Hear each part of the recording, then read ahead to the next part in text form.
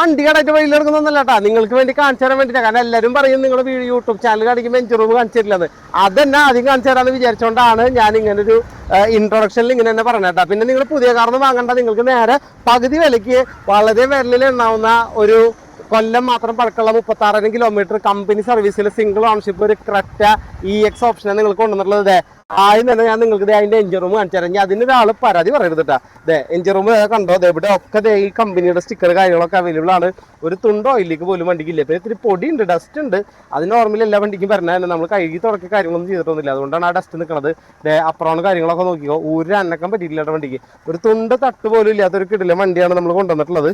അപ്പോൾ നിങ്ങൾ ഇൻട്രസ്റ്റഡ് ആണെന്നുണ്ടെങ്കിൽ നിങ്ങൾ എന്ത് ചെയ്യുക, ഈ വീഡിയോ നിങ്ങൾ ജസ്റ്റ് മുഴുവനായിട്ട് കാണാൻ ശ്രമിക്കുക. അപ്പം ഞാൻ ബോണറ്റ് ഞാൻ ക്ലോസ് ചെയ്തിട്ടാ. ഇനി കാണണമെന്നുള്ളവർക്ക് നിങ്ങൾ സ്പെഷ്യൽ വിളിക്കുകയാണെന്നുണ്ടെങ്കിൽ കാണിച്ചു തരാം. ഇനി ഈ വണ്ടിയുടെ സ്പെക്കിലേക്ക് വരാണെന്നുണ്ടെങ്കിൽ 4 സിലിണ്ടർ 1.5 MPI ആണ് വണ്ടിയുടെ ഓപ്ഷൻ തന്നെ. EX എന്ന് പറഞ്ഞൊരു ഓപ്ഷൻ ആട്ടാ, ഫുൾ ഓപ്ഷൻ അല്ല. EX ബേസ് മോഡലിൻ്റെ മുകളിലുള്ളൊരു ഓപ്ഷനാണ് EX എന്ന് പറയുന്നത്.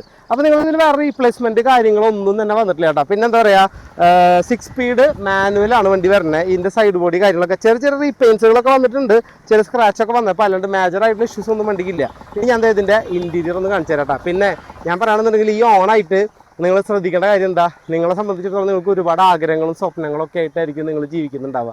അപ്പോൾ അതിൻ്റെ കൂട്ടത്തിൽ ഒരു ലക്ഷറി കാറും കൂടെ വാങ്ങുക എന്ന് പറയുന്നത് നിങ്ങളെ സംബന്ധിച്ച് ഭയങ്കരമായിട്ടുള്ള ഒരു വാശിയും കൂടി ആയിരിക്കണം എന്നുള്ളതാണ് ഞാൻ പറയുന്നത്. ഇതേ ഇൻറ്റീരിയറിലേക്ക് കണ്ടോ, ഇൻറ്റീരിയർ സീറ്റ് അപ്പോൾസ് ഒക്കെ നല്ല കിഡിലൻ സീറ്റ് അപ്പോൾസ് അവർ ആഡ് ചെയ്തിട്ടുണ്ട്. പിന്നെ ഡാഷ്ബോർഡ് കാര്യങ്ങളൊക്കെ എല്ലാം ബ്രാൻഡ് ന്യൂ കണ്ടീഷൻ, ഒന്നും പറയലില്ല.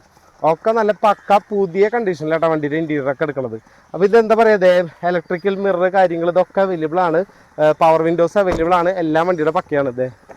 റിയറിലേക്ക് വരാണെന്നുണ്ടെങ്കിലും റിയർ AC വെൻസ് ഉണ്ട്.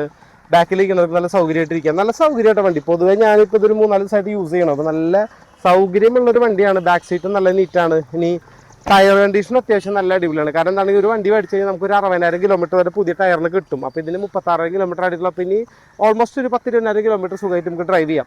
ഇനി ബാക്ക് സൈഡിലേക്ക് വരാണെന്നുണ്ടെങ്കിൽ വണ്ടി നല്ല പക്കയാണ്. 38-32 നല്ല അടിപൊളി നമ്പറുണ്ട്. ഓൾമോസ്റ്റ് ഇതിന് 8 ലക്ഷം രൂപയോളം IDVയും അവൈലബിൾ ആണ്. അപ്പോൾ നിങ്ങൾ വാങ്ങുമ്പോൾ നിങ്ങൾക്ക് ചെറിയൊരു വിലയ്ക്ക് നിങ്ങളെ സംബന്ധിച്ചിടത്തോളം വാങ്ങാൻ പറ്റുന്ന, അല്ലെങ്കിൽ ലോണൊക്കെ ഇട്ടിട്ടൊരു 50,000 തൊട്ട് 1 ലക്ഷം വരയ്ക്ക് നിങ്ങളുടെ കയ്യിൽ ക്യാഷ് ഉണ്ടെങ്കിൽ ബാലൻസ് ലോൺ ഇട്ട് വാങ്ങാൻ പറ്റുന്ന ഒരു നല്ല വണ്ടിയാണിത്. പിന്നെ ഈ സൈഡിലൊന്നും അധികം റീപെയിൻ്റ് ഒന്നും വന്നിട്ടില്ല. നല്ല നീറ്റാണ്, കാണാനൊക്കെ ആയിട്ട് ടയർ അടിപൊളിയാണ്. അലോയ് വീൽസ് അവൈലബിൾ അല്ല കേട്ടോ. EX ഓപ്ഷനാണ് നമ്മൾ പറഞ്ഞല്ലോ. പിന്നെ ബാക്കി കാര്യങ്ങളൊക്കെ വണ്ടിയുടെ പക്കയാണ്. അപ്പോൾ നിങ്ങളൊരു പെട്രോൾ കാർ, വളരെ മെയിൻ്റെനൻസ് കുറവുള്ള സിമ്പിളായിട്ട് യൂസ് ചെയ്യാൻ പറ്റുന്ന ഒരു പെട്രോൾ കാർ നോക്കുന്നവർക്ക് വേണ്ടിയിട്ടുള്ള ഒരു ബെസ്റ്റ് ഓപ്ഷനാണ്.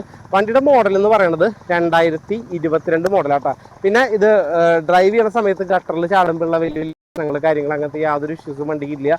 അപ്പോൾ ഇൻട്രസ്റ്റ് ആയിട്ടുള്ള ഒരു താഴെ ഡിസ്ക്രിപ്ഷൻ ബോക്സിൽ നോക്കിയിട്ട് ജസ്റ്റ് ഒന്ന് എന്നെ എന്ത് ചെയ്യുക, വാട്സാപ്പ് ചെയ്ത് കഴിഞ്ഞാൽ വണ്ടി കാണാവുന്ന സംവിധാനമൊക്കെ ഞാൻ നിങ്ങൾക്ക് ചെയ്തു തരാം.